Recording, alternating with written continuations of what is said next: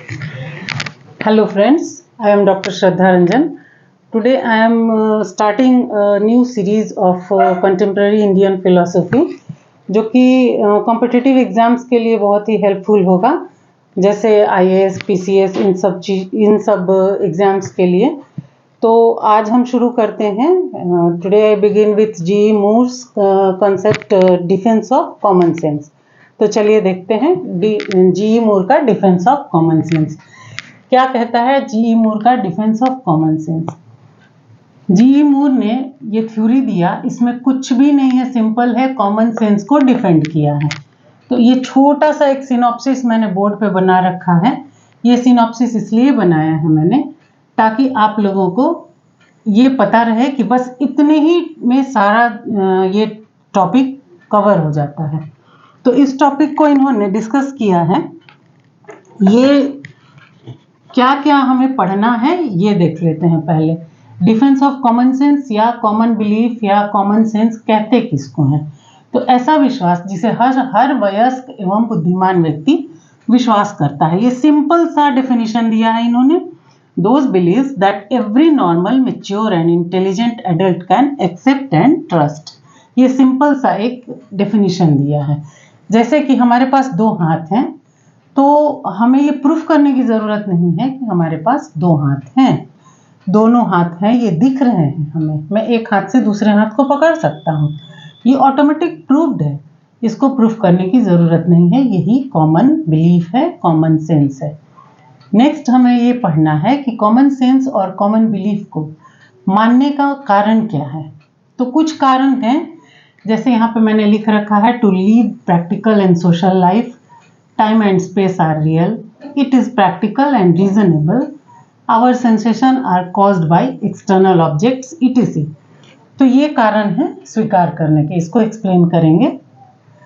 Next है कि common sense के लिए मूर के आर्गुमेंट्स क्या हैं। तो Moore gave so many arguments such as, इसमें यहाँ पे मैंने शॉर्ट में लिखा हुआ है, टॉप पॉइंट्स लिखे हैं सिर्फ। जैसे कि यूनिवर्सल एक्सेप्टेंस का आर्ग्यूमेंट है, ये बॉन्डिंग का आर्ग्यूमेंट है, argument from sense experience, argument from observation, ये कॉन्ट्रडिक्शन का आर्ग्यूमेंट है। तो ये सब आर्ग्यूमेंट इन्होंने दिया है, इसको भी डिस्कस करेंगे। एक मोर इम्पॉर्टेंट चीज, Moore excluded mentally disturb persons and childrens from his common sense theory because it belongs only to normal, mature and rational adults. जैसा कि डेफिनेशन में इन्होंने पहले ही लिख दिया है। तो इन्होंने मेंटली डिस्टर्ब पर्सन और चिल्ड्रन को इसमें शामिल नहीं किया है, क्योंकि उनकी बातों को कॉमन सेंस में नहीं लेना है, इसलिए इनको उन्होंने एक्सक्लूड कर दिया है। नेक्स्ट हमें ये जानना है कि इस टॉपिक से, इतने टॉपिक के बाद हमें ये जानना है इस टॉपिक से क्या क्या क्वेश्चन हमें आ सकते हैं, क्या क्या क्वेश्चन अराइज हो सकते हैं। तो इसमें बहुत ज़्यादा क्वेश्चंस बनते नहीं हैं, कुछ एक क्वेश्चंस बनेंगे जो कि मैंने यहाँ पे लिख रखा है ऑलरेडी। फर्स्ट है, is common sense always true. Second है, why does Moore want to defend common sense. तीसरा है, what arguments did Moore give to prove the existence of common sense. Next है, are Moore's view logically consistent. इन चारों questions को अगर हम basically answer कर लें बहुत डीप में, तो हम इस टॉपिक से जो भी क्वेश्चंस अराइज होते हैं या जो भी क्वेश्चंस एग्जाम्स में आते हैं, उन सब का आंसर हम बहुत इजीली दे सकते हैं। तो यही मेन इनका सिनॉप्सिस यही है, इसी टॉपिक को डिस्कस करना है। तो इसको अब धीरे ग्रेजुअली मैं डिस्कस कर रही हूँ। जैसे कि ये क्वेश्चन आया है कि is common sense always true. Common sense always true नहीं होता है, क्यों? क्योंकि common sense can be wrong, it is not always true, क्योंकि ये यूनिवर्सल ट्रूथ नहीं है। ये हम कॉमन सेंस के कॉमन सेंस के आधार पे हम मानते हैं कि ये प्रूफ करना जरूरी नहीं है कि मेरे दो हाथ हैं, लेकिन फिर भी ये यूनिवर्सल ट्रूथ में नहीं आता है, इसलिए कॉमन सेंस ऑलवेज ट्रू नहीं हो सकता है। सिंपल सी बात है। इसके आंसर्स कुछ इस क्वेश्चन में भी, लॉजिकली कंसिस्टेंट के क्वेश्चन के आंसर में भी आपको मिल जाएंगे। दूसरा क्वेश्चन आता है, why does Moore want to defend common sense. ये क्वेश्चंस का आंसर हम डिस्कस कर लेते हैं तो ये पूरा टॉपिक ऑटोमेटिक डिस्कस हो जाता है। तो सिंपल सा बहुत ही छोटा वीडियो में बनाऊंगी ताकि जिसके पास कम समय है वो कम समय में एक होल नॉलेज इस टॉपिक का ले ले। किसी भी टॉपिक के लिए ऐसा ही वीडियो बनाऊंगी मैं, जिससे कि कम समय में आप एक होल नॉलेज ले लें ताकि आप आंसर करने के काबिल हो जाएं। दूसरा आंसर है, why does Moore want to defend common sense. क्यों उन्होंने कॉमन सेंस को डिफेंड करना चाहा? उनका ये मानना था, ये इससे रिलेटेड है, इन सब से रिलेटेड ये आंसर है। क्यों? क्योंकि if common sense is not always be perfectly true, ये बोलते हैं कॉमन सेंस परफेक्टली ट्रू हमेशा नहीं होता है, जैसा कि इसका आंसर है ये। फिर भी ये कहते हैं कि it is more certain and reliable then many philosophical doubts. बहुत ही सर्टेन होता है बहुत सारे फिलोसॉफिकल डाउट से, इसलिए मैं इसको डिफेंड करता हूँ। फिर ये कहते हैं कि it forms the base of our everyday life and knowledge, so it should be accepted and protected. यहाँ डे टू डे लाइफ की बात हो रही है, प्रैक्टिकल लाइफ की बात हो रही है, to live practical and social life की बात हो रही है, रीजनेबल लाइफ की बात हो रही है। तो इस वजह से हमें इसको प्रोटेक्ट करना पड़ेगा। If we do not accept the common sense, day to day life, practical life, जैसा कि इन्होंने प्रैक्टिकल लाइफ पे ही ज़्यादा जोर दिया है कॉमन सेंस को मानने के लिए। तो हम अगर नहीं मानते हैं तो day to day practical life will become very difficult, इसलिए हमें इसे मानना पड़ेगा। अगर हम इसको नहीं मानते हैं तो ये ऐसा कैसे हो सकता है कि आग हमें जलाती है, अगर हम फायर बर्न्स, ये पता है हमें कि आग हमें जलाएगी ही, वाटर क्वेंचेस थर्स्ट, ये सब एग्जाम्पल, ये कॉमन एग्जाम्पल से ही इस टॉपिक को ये समझाते हैं क्योंकि ये कॉमन सेंस की बात है। तो ये कहते हैं कि पानी से प्यास बुझता है, ये कॉमन है, आग से हाथ जलती है, ये भी कॉमन है। तो ये कॉमन बिलीव्स को हम डिनाई नहीं कर सकते हैं, इसलिए इसको हमें डिफेंड करना पड़ेगा, इसलिए ये कॉमन सेंस को डिफेंड करते हैं। नेक्स्ट ये कहते हैं कि इनको एक्सटर्नल ऑब्जेक्ट को एस्टेब्लिश करना था। मूर एक्सटर्नल ऑब्जेक्ट को की सत्ता को, एग्जिस्टेंस को मानते हैं वो, जबकि ये बर्कले हैं ये डिनाई करते हैं, और भी फिलोसोफर्स डिनाई करते हैं एक्सटर्नल ऑब्जेक्ट्स के। बहुत सारे ऐसे मटेरियल, जो मटेरियल वर्ल्ड को डिनाई करते हैं वो, जैसे कि Moore establishing the existence of external objects, because ये एस्टेब्लिश करते हैं, ये कमिटेड थे। क्यों? Sensation is necessary for knowledge and sensation comes from external objects.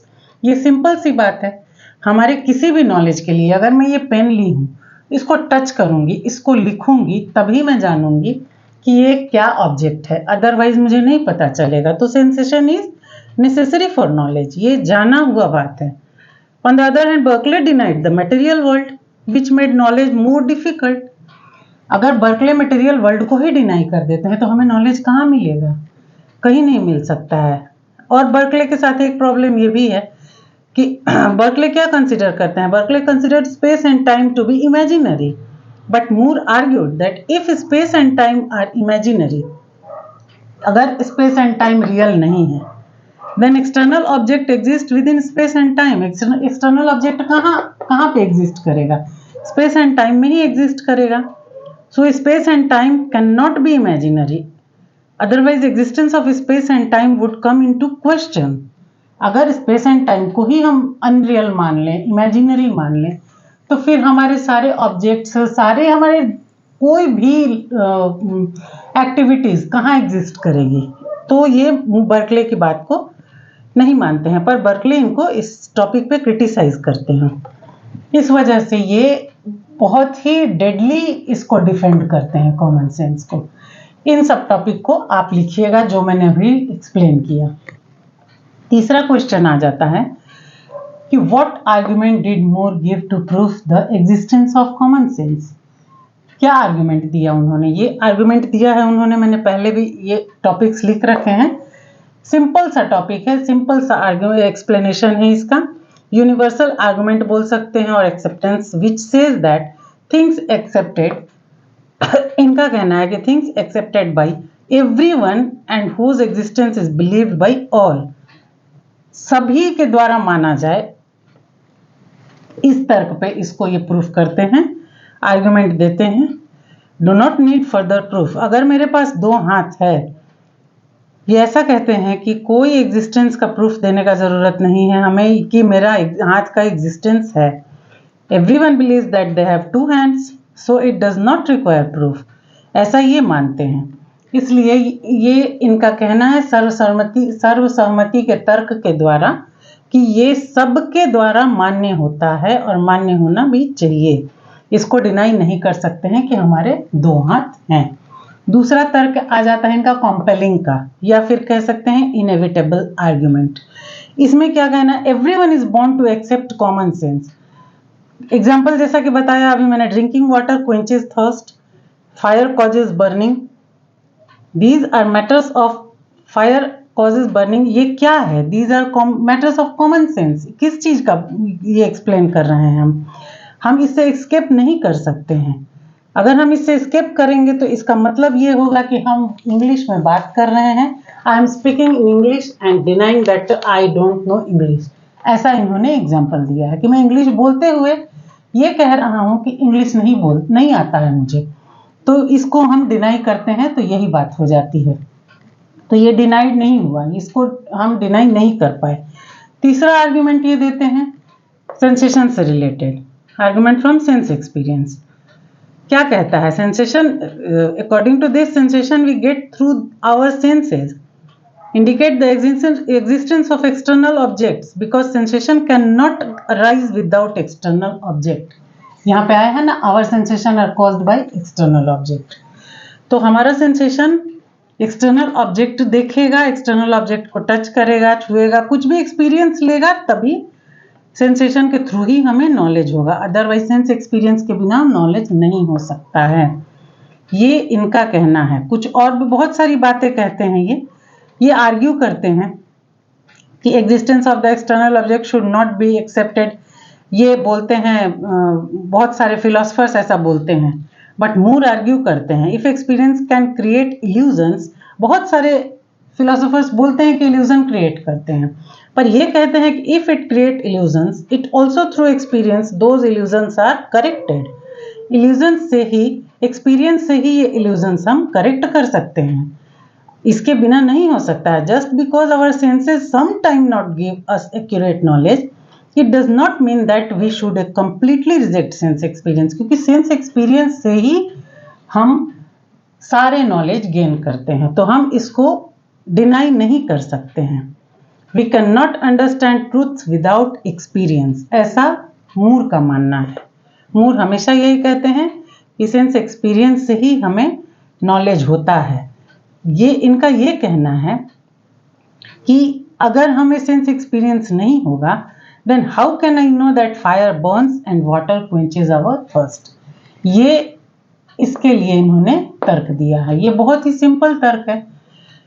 फिर ये आते हैं निरीक्षण संबंधी तर्क, ऑब्जर्वेशन के द्वारा।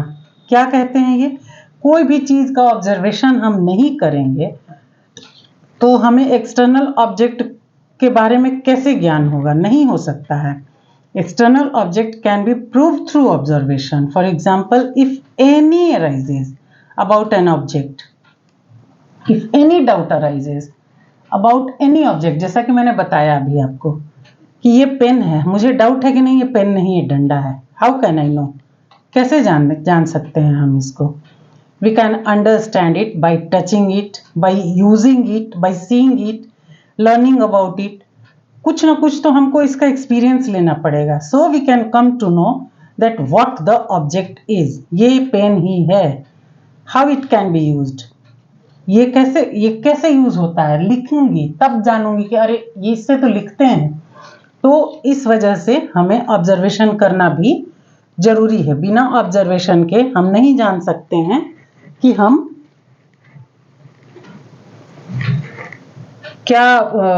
हम नहीं जान सकते हैं कि ये चीज क्या है। नेक्स्ट आर्ग्यूमेंट आता है इनकंसिस्टेंसी का। ये जो आर्ग्यूमेंट देते हैं इनकंसिस्टेंसी का आर्ग्यूमेंट आता है इनका। ये क्या आता है, इसमें भी ये सेम बात बोलते हैं, कॉन्ट्राडिक्शन की बात होती है इसमें। इसमें दो तरह के कॉन्ट्राडिक्शन की बात ये करते हैं, लॉजिकल और प्रैक्टिकल कॉन्ट्राडिक्शन की बात करते हैं।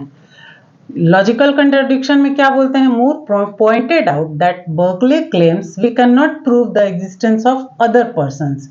उन्होंने बोला we can not prove the existence of other person. Who is we कौन है, who are we, already implies the existence of other persons.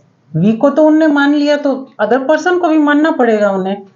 यही कहते हैं कि बर्कले के ही फिलॉसफी में प्रैक्टिकल कॉन्ट्राडिक्शन दिख रहा है। फिर वो आते हैं स्पेस एंड टाइम पे। बर्कले कहते हैं कि space and time is imaginary, yet he is expressed his ideas within the space and time. This itself proves that space and time are real. The Berkeley falls into self contradiction. वो खुद की theory को deny कर रहे हैं और खुद proof भी कर रहे हैं, तो वो सेल्फ कॉन्ट्राडिक्शन में आ जा रहा है। ये विरोध संबंधी तर्क को डिस्कस किया है इन्होंने। तो ये 5 तर्क दिया है इन्होंने, इसको इसी तरीके से डिस्कस करेंगे। फिर क्वेश्चन आता है, are Moore's view logically consistent? क्या मूर का व्यू लॉजिकली कंसिस्टेंट है? पहले ही बता दिया है कि नहीं है। क्यों नहीं है? क्योंकि ये ऑलवेज ट्रू नहीं होता है। Moore's argument are not logical because common believes are not necessarily universal truth. It is not necessary to accept them. According to Wittgenstein, the problem of common beliefs or common sense is a philosophical problem. Wittgenstein क्या कहते हैं कि ये philosophical problem है, इसको हम language game से solution निकाल सकते हैं इसका। अब language game इनका एक topic है, आपको भी पता होगा। language game सबने पढ़ रखा है, पढ़ेंगे आगे, पढ़ नहीं रखा है। आगे हम सब इस language game को डिस्कस करेंगे। तो language game के द्वारा इस प्रॉब्लम को हम सॉल्व कर सकते हैं, ऐसा मूर का विटगेंस्टीन का कहना है। और विटगेंस्टीन ये भी कहते हैं, according to Wittgenstein the proof used by Moore to establish common beliefs themselves depend on common beliefs. इनका कहना है कि मूर कॉमन बिलीफ हम कैसे प्रूफ कर रहे हैं, कॉमन बिलीफ से ही कर रहे हैं। तो ये क्या हो रहा है, ये एक तरह की फैलिसी हो जा रही है। इसको प्रूफ करने में ये खुद ही अपने दोष में फंस जाते हैं।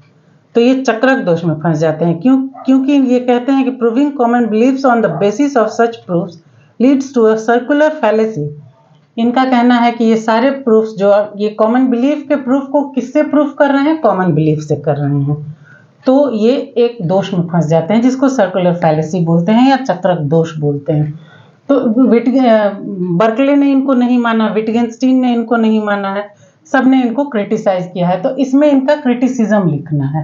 इसमें इनका क्रिटिसिज्म लिख के भी फिर कंक्लूजन हमें देना होगा कि Moore did not take common beliefs in its ordinary sense. Even then Moore effort is commendable because he tried to establish the external objects in order to protect practical life. Practical life को इन्होंने protect करने की बहुत कोशिश करी है।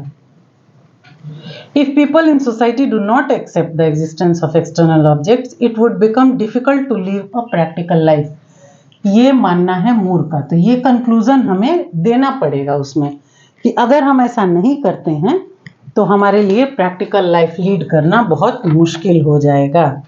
ये चीज इन्होंने अपने इसमें प्रूफ किया है। तो इनके अब ये भी इनको इनकी सराहना करनी पड़ेगी कि इन्होंने कॉमन सेंस को डिफेंड करने के लिए प्रैक्टिकल लाइफ को बचाया है, एक्सटर्नल ऑब्जेक्ट की सत्ता को बनाए रखने के लिए कॉमन सेंस को डिफेंड किया है।